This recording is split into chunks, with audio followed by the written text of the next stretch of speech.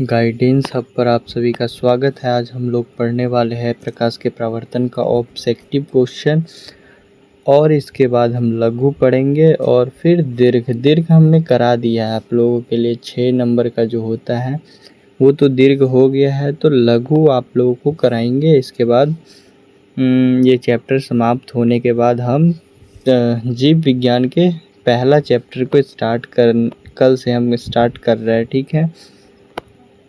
प्रकाश के परावर्तन का सभी कंसेप्ट आप लोगों को पढ़ा दिए। पहला क्वेश्चन है, एक अभिसारी किरण पुंज समतल दर्पण पर आपतित होती है तो परावर्तित किरण पुंज क्या होगा? अभिसारित। अभिसारित मतलब क्या? एक ही बिंदु पर केंद्रित होती है और वो हमें कैसा दिखेगा? ऐसे पीछे दर्पण में फैलता हुआ, मतलब हमें अपसारी प्राप्त होगा। अभिसारी है तो अपसारी हमें प्राप्त होगा, ठीक है। दूसरा क्वेश्चन क्या है, समतल दर्पण द्वारा बना प्रतिबिंब कैसा होता है? समतल दर्पण द्वारा हमेशा क्या होता है? काल्पनिक होता है, बराबर होता है, बराबर और हमेशा दर्पण के पीछे होता है, ठीक है। इसमें बराबर होगा। तीसरा है, किसी समतल दर्पण द्वारा आवर्धन होता है क्या? समतल दर्पण का आवर्धन 1 होता है। क्या होता है? समतल दर्पण की आवर्धन 1 और इसकी फोकस दूरी क्या होती है? अनंत होती है, ये याद रखना, ठीक है। चौथा, प्रकाश एक प्रकार का क्या है? एक प्रकार की ऊर्जा है। प्रकाश क्या है? एक प्रकार की ऊर्जा है। प्रकाश की चाल कितनी होती है? 3 × 10⁸ मीटर प्रति सेकंड। निर्वात में क्या होता है? 3 × 10⁸ क्या होगा? मीटर प्रति सेकंड होता है, ठीक है।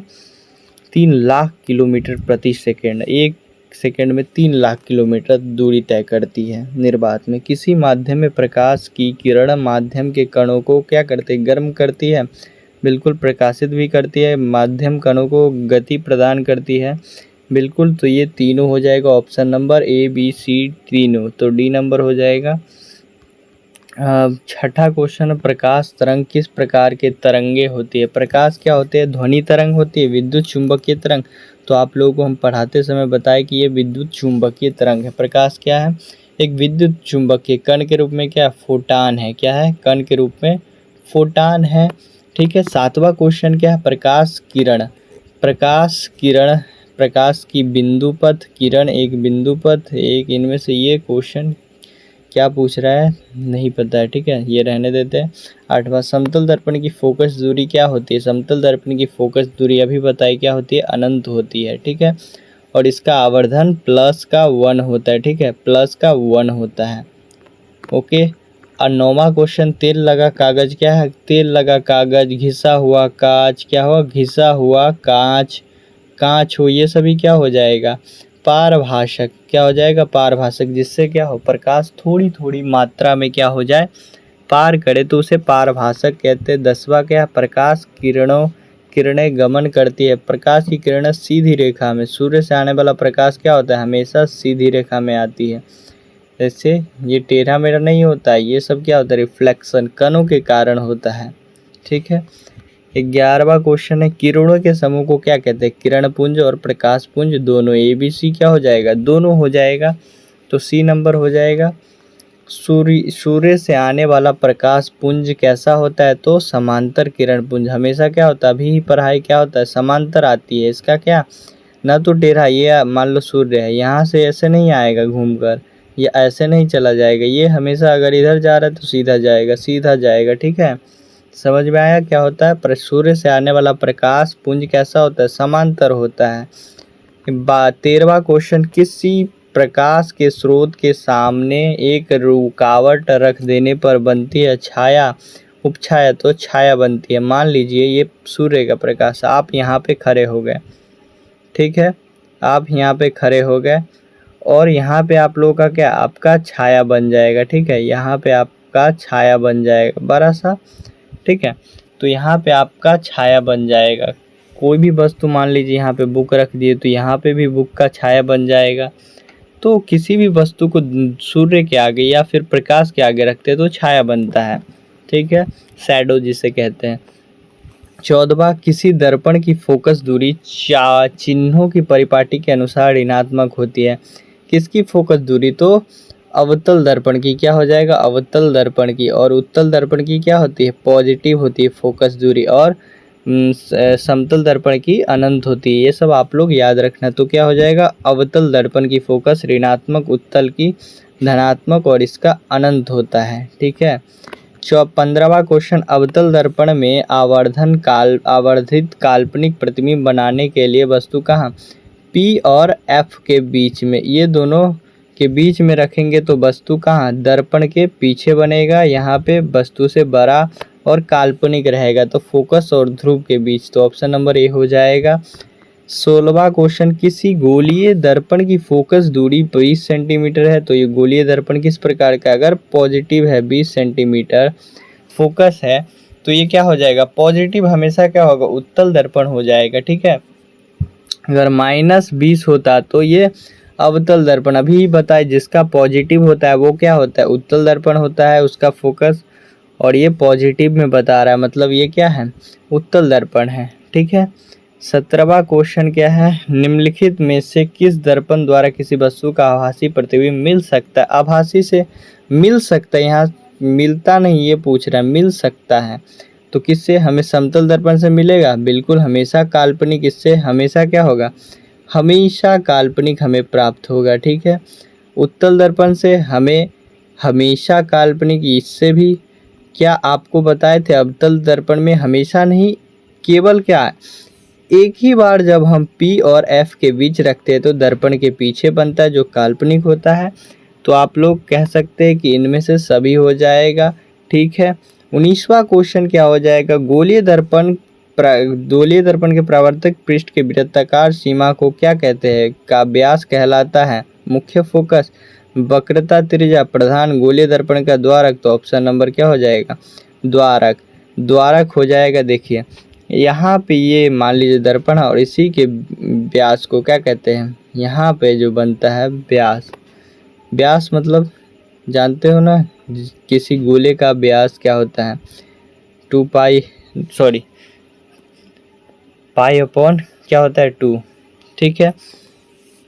तो यहाँ पे ये हो गया, कौन हो जाएगा, ऑप्शन नंबर डी हो जाएगा। 20वां क्वेश्चन क्या, किसी दर्पण में दूर वस्तु का प्रतिबिंब सदैव सीधा होता है, तो केवल अवतल, केवल में क्या, अवतल में तो कभी नहीं सीधा बनेगा, दूर है तो बिल्कुल नहीं, केवल उत्तल, केवल समतल उत्तल, तो क्या हो जाएगा, समतल और उत्तल दोनों, यहाँ कहीं भी रख दीजिए, इसमें कहीं भी रख दीजिए। ठीक है।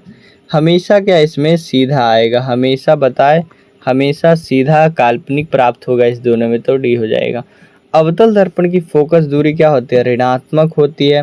उत्तल दर्पण की क्या होती है, 50 बार आपको बोलेंगे, याद हो जाएगा। उत्तल दर्पण की पॉजिटिव होती है। और फिर समतल दर्पण की क्या होती है, समतल दर्पण की फोकस क्या होती है, तो अनंत होती है। 22वां क्वेश्चन, किस दर्पण से हमेशा वस्तु से छोटा प्रतिबिंब प्राप्त होता है, तो हमेशा छोटा हमें उत्तल दर्पण से प्राप्त होगा, इसमें तो बड़ा छोटा सभी बराबर सभी प्रकार का, इसमें हमेशा क्या होगा, बराबर, समतल में बराबर हमेशा प्राप्त होगा, बराबर, इसमें हमेशा, तो ऑप्शन नंबर ए हो जाएगा। ठीक है। 23वां क्वेश्चन, वास्तविक प्रतिबिंब की प्रकृति कैसी होती है, वास्तविक हमेशा क्या होते हैं, उल्टा होता है, और सीधा तो बिल्कुल नहीं, उल्टा होता है, सीधा उल्टा नहीं, उल्टा होगा ऑप्शन, वास्तविक हमेशा क्या होती है, उल्टी होती है। काल्पनिक, ये काल्पनिक क्या होगा, काल्पनिक सीधी होगी, काल्पनिक, ठीक है, काल्पनिक हमेशा सीधी होगी।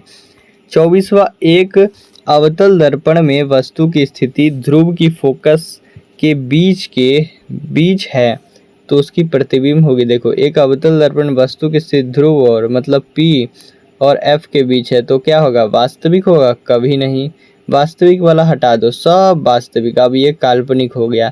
अब बताए है कि जब C से इधर बनता है दर्पण की ओर तो क्या हमेशा बड़ा होगा, बताए है अवतल दर्पण में इधर जो बनेगा हमेशा छोटा, तो ये C से कितना हो, किधर है, तो C के दाएं साइड है तो क्या हो जाएगा, हमेशा बड़ा, काल्पनिक बड़ा, बताए है P और F के बीच रहे तो एक ही स्थिति में होगा, काल्पनिक और बड़ा होता है। ठीक है।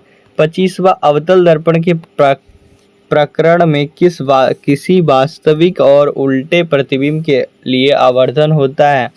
आवर्धन क्या होता है, अवतल दर्पण का आवर्धन क्या होता है, अवतल दर्पण में आवर्धन ऋणात्मक होता है, उत्तल दर्पण में धनात्मक होता है। ठीक है, आवर्धन क्या होता है देखिए, आवर्धन मतलब वस्तु की ऊंचाई और प्रतिबिंब की ऊंचाई। F इजल टू कहाँ, F इजल टू R/2। सत्य केवल क्या अवतल में उत्तल में, ये दोनों में सत्य हम करके बताए। ठीक है, तो आप 28वां क्वेश्चन, अवतल दर्पण के सामने वस्तु को कहाँ रखा जाए ताकि प्रतिबिंब उल्टा वास्तविक और समान आकार का बने। कहाँ रखे जो अवतल दर्पण में, तो C पे रखेंगे तो C पर ही प्राप्त होगा, और बराबर होगा, बराबर बताए थे ना बबुआ, और उल्टा होगा, याद रखना उल्टा, और वास्तविक होगा तो कहाँ वक्रता केंद्र, जिसे हम C से सूचित करते हैं। ठीक है, 29वां क्वेश्चन, फोकस पर अभिसारित करने वाली किरण पुंज परावर्तन के बाद समांतर क्या अभिसारित है, तो क्या होगा परावर्तन के बाद अपसारित हो जाएगा। सॉरी, तो ये क्या, फोकस पर अभिसारित करने वाली किरण पुंज परावर्तन के बाद समांतर हो जाता है। किसके समांतर हो जाता है, अवतल दर्पण से, उत्तल दर्पण से, समतल दर्पण से। देखिए फोकस अभिसारित हो रहा है तो ये समतल दर्पण होना चाहिए। ठीक है, समतल दर्पण। 29वां क्वेश्चन, किस दर्पण की दृष्टि क्षेत्र बड़ा होता है, तो दृष्टि क्षेत्र क्या होता है, उत्तल दर्पण में ये छोटा होता है, लेकिन बहुत बड़े बड़े घर हो गया, गाड़ी हो गया, इन सभी को क्या कर लेता है, अपने अंदर समाहित कर लेता है। आप लोग गाड़ी का ऐनक देखे, ऐसा वाला ऐनक, ऐसा एक मोटरसाइकिल के दोनों तरफ ऐनक होता है, हाँ वही ऐनक में देखते हैं कितना बड़ा बड़ा घर, पीछे का गाड़ी सब दिखता है, तो ये उत्तल दर्पण में संभव है हमेशा। 31वां, गोलीय दर्पण की फोकस दूरी की वक्रता त्रिज्या की दुगनी होती है। देखिए गोलीय दर्पण की फोकस दूरी वक्रता त्रिज्या की क्या होती है, दुगनी होती है, मतलब R इजल टू 2F, ऐसा ये दुगनी होती है किसकी, फोकस दूरी दुगनी किसकी होती है, R की। ठीक है, सॉरी दुगनी क्या होती है, मतलब R क्या होती है, फोकस दूरी की दुगनी होती है, फोकस की इसकी दुगनी कौन होती है, ये। तो ऑप्शन नंबर क्या हो जाएगी, यहाँ गोलीय दर्पण की फोकस दूरी वक्रता त्रिज्या की क्या होती है, दुगनी नहीं होती, यहाँ पे ये गलती हो जाएगा, sorry, I am so sorry. यहाँ देखिए फोकस दूरी पूछ रहा है, उसकी वक्रता त्रिज्या, फोकस दूरी क्या होती है, आधी होती है, वक्रता त्रिज्या देखते हैं यहाँ से, मतलब C से P तक, तो यहाँ तक की दूरी क्या होती है, ये पूरा, और बीच में क्या होती है, आधी F होती है, तो ये हो जाएगा आधी, ऑप्शन नंबर B हो जाएगा, यहीं पे गलती हो जाता है। हमसे हो गया, बच्चे से तो होएगा ही। उत्तल दर्पण में किस प्रकार की प्रतिबिंब बनता है, उत्तल दर्पण में हमेशा वास्तविक बिल्कुल नहीं, आभासी होगा, तो ऑप्शन नंबर, वास्तविक कभी नहीं, इसमें हमेशा आभासी मतलब काल्पनिक प्राप्त होता है। 33वां, दाढ़ी बनाने के लिए उपयुक्त गोलीय दर्पण में सीधा प्रतिबिंब प्राप्त करने के लिए चेहरे को रखना चाहिए, तो वक्रता केंद्र पर, वक्रता केंद्र के बाहर, इस दोनों पे तो नहीं, वक्रता केंद्र, मुख्य फोकस बिल्कुल नहीं, तो मुख्य फोकस और ध्रुव बिल्कुल यहाँ पे आप लोगों को बड़ा दिखेगा, काल्पनिक दिखेगा, बड़ा काल्पनिक। ठीक है, तो ये कहाँ रखेंगे, तो मुख्य फोकस और ध्रुव पर P और F के बीच रखेंगे। ठीक है, 34वां, उत्तल दर्पण के प्रकरण में दर्पण द्वारा प्रतिबिंब सदैव आभासी एवं सीधा होता है, तो आवर्धन क्या होगा, धनात्मक होगा, उत्तल में आवर्धन क्या होगा, धनात्मक होगा। ठीक है, अब 35वां क्वेश्चन है, किसी कार का अग्रदीप में प्रयुक्त दर्पण निम्नलिखित में से कौन हो, आगे मतलब यहाँ मान लीजिए कार है, और यहाँ पे एक ऐनक, यहाँ पे ऐनक, यहाँ ई ऐनक है, यहाँ पे साइड वाला ई देखिए यहाँ लगा रहता है। ठीक है, साइड में चांदी कलर का देखते हैं, चांदी कलर का देखते हैं, चांदी कलर का वही होता है। ठीक है, तो ये क्या होता है, तो अवतल दर्पण होता है, अवतल दर्पण। ठीक है, तो यहाँ से टकराया फिर इधर जाएगा, यहाँ से टकराया इधर, यहाँ टकराया इधर, यहाँ पे लाइट रहता है। ठीक है, यहाँ पे लाइट रहेगा, यहाँ टकराया यहाँ भागेगा, यहाँ टकराया यहाँ, फिर यहाँ सीधा जाएगा। ठीक है, गाड़ी का देखते हैं सीधा रहता है, लाइट का फोकस जो रोशनी आती है। ठीक है, 36वां क्वेश्चन, निम्नलिखित में से किस दर्पण की फोकस दूरी धनात्मक होती है? अभी बताए फोकस क्या, उत्तल की धनात्मक, समतल दर्पण का अनंत, अवतल का ऋणात्मक होता है। ठीक है, बहुत बार आ गया, ये रिपीटेड क्वेश्चन है कि अब याद हो गया होगा आप लोगों को। किस दर्पण का उपयोग सामान्यतः वाहनों को पश्च दृश्य दर्पण के रूप में, पश्च दृश्य आप लोगों को बताएं, पीछे देखने के लिए, क्या पीछे देखने के लिए किसका प्रयोग करते हैं? तो उत्तल दर्पण का, क्योंकि इसका दृष्टि क्षेत्र क्या होता है, दृष्टि क्षेत्र बड़ा होता है, दृष्टि क्षेत्र बहुत बड़ा होता है। इससे हम बहुत बड़े घर को, बहुत बड़ी बड़ी गाड़ियां को देख सकते हैं, इसीलिए उत्तल दर्पण का प्रयोग किया जाता है गाड़ी के पश्च दृश्य मतलब पीछे देखने के लिए। 38वां क्वेश्चन, एक प्रयोग में अवतल दर्पण द्वारा किसी बिंब का प्रतिबिंब एक पर्दे पर प्राप्त किया जाता है। दर्पण की फोकस दूरी निर्धारित करने के लिए प्रयोगकर्ता को मापने की जरूरत है। देखिए, एक अवतल दर्पण द्वारा किसी बिंब का प्रतिबिंब पर्दे पर प्राप्त किया जाता है, तो ये पर्दे पर प्राप्त करेगा, तो ये क्या होगा, पर्दे पर प्राप्त करना मतलब ये हमेशा क्या होगा, वास्तविक है। पर्दे पर क्या वास्तविक प्राप्त हो सकता है, तो क्या हो जाएगा, दर्पण की फोकस दूरी निर्धारण करने के लिए प्रयोगकर्ता को मापनी जो है दर्पण तथा पर्दा के बीच की दूरी, दर्पण तथा बिंब की दूरी ए बी दोनों, तो दर्पण और तथा पर्दा के बीच की दूरी को मापना होगा। ठीक है। 39, रोगियों के नाक, कान, गले आदि की जांच के लिए डॉक्टर प्रयोग करते हैं अवतल दर्पण। ठीक है, अवतल दर्पण के लिए प्रयोग करते हैं। 40वां क्वेश्चन, गोलीय दर्पण की वक्रता त्रिज्या इतनी तो उसकी फोकस क्या हो जाएगी, तो वक्रता त्रिज्या आर इतनी है और 2f हमें ज्ञात करना, f ज्ञात करना है, तो r का मान 40 है और 2f है, कट जाएगा तो 20 हो जाएगा, 20 क्या हो जाएगा, ऑप्शन नंबर 20 सेंटीमीटर हो जाएगा।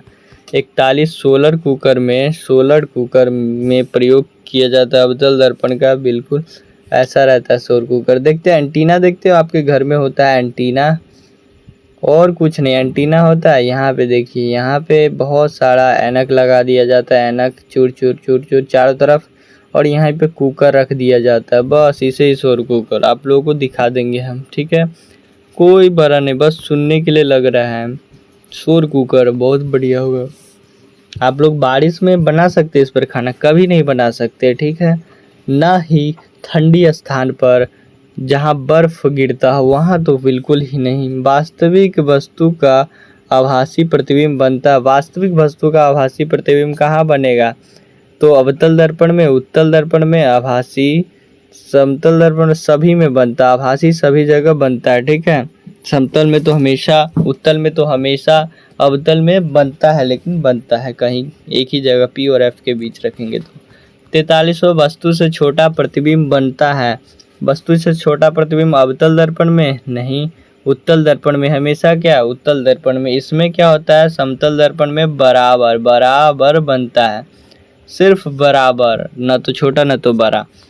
सिनेमा के पर्दे किस प्रकार का प्रतिबिंब बनता है, तो हमेशा वास्तविक। पर्दे पर क्या हम वास्तविक प्राप्त कर सकते हैं, जो पर्दे पर प्राप्त हो रहा है वो वास्तविक है। ठीक है, तो 45वां क्वेश्चन, प्रकाश की किरण गमन करती है सीधी रेखा में, अभी बोले सूर्य से आने वाला प्रकाश क्या है, कैसा किरण पुंज होता है, समांतर, समांतर किरण पुंज होता है, याद रखना, बहुत बार पूछा जा चुका। प्रकाश के परावर्तन के कितने नियम है, तो 2 नियम है। 47वां, परावर्तन के नियम निर्धारित होता है आपतन कोण और परावर्तन कोण, तो ऑप्शन नंबर ई, अगर आपतन कोण 10 डिग्री है तो परावर्तन कोण भी 10, अगर ये 50 डिग्री है तो ये भी 50, अगर परावर्तन कोण 0 है तो ये भी आपतन कोण 0 डिग्री होगा। समझ में आ गया। प्रकाश तरंग का उदाहरण है ध्वनि तरंग, विद्युत चुंबकीय तरंग है।